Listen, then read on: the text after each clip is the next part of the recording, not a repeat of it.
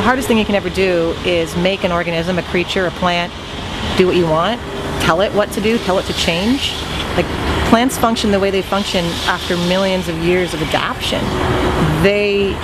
We can't just snap our fingers and tell them to grow different, tell them to do what we want. So we have to use their natural process and provide them what they need, given what they're already going to do.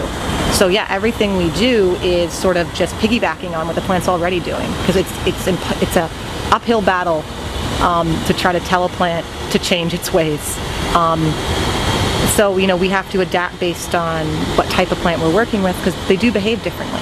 And that's where the physiology really comes in, is to just know what the plant naturally does, what different species naturally do, to go with it, and to utilize their different processes to the best that we can. And that's the only way to do it, really.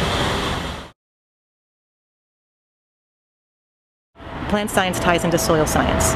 So a lot of what we do is soil science, because we need to know what that crop needs and when, and that base is based on the nutrients supplied to them in the soil.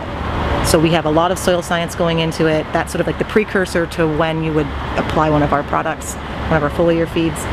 And then there's true plant physiology, like true core plant physiology, discussing cuticles, discussing stomates, when they're open, when they're closed, how the plant's going to use that nutrient to increase its yield and why it does that. And there's agronomy on top of that. Like, we can't produce a product if you can't apply it in a practical manner. So we need to have a practical understanding of the science of agronomy, which is just the science of farming. And it takes a marriage of all of that, with a lot of scientific researchers in one room to make a product happen, and happen successfully. Every step along the way, every researcher that's involved, their job is to optimize that product based on what they're working on. So like the chemist optimizes getting much of the particular nutrient as possible in the formulation, so that it doesn't, have issues when it's put into the sprayer.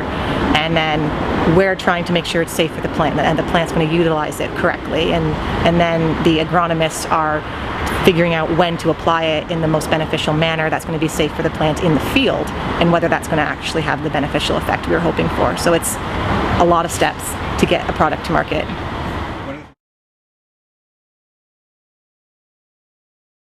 I get to do two things that I love, which is agriculture and plant science.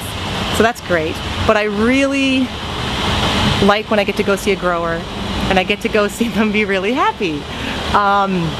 It's not always the case. Sometimes, something went wrong that year, but something always goes wrong, in a given year. But going out there and having them like pull up two plants, treated and untreated, and just be like, look at these.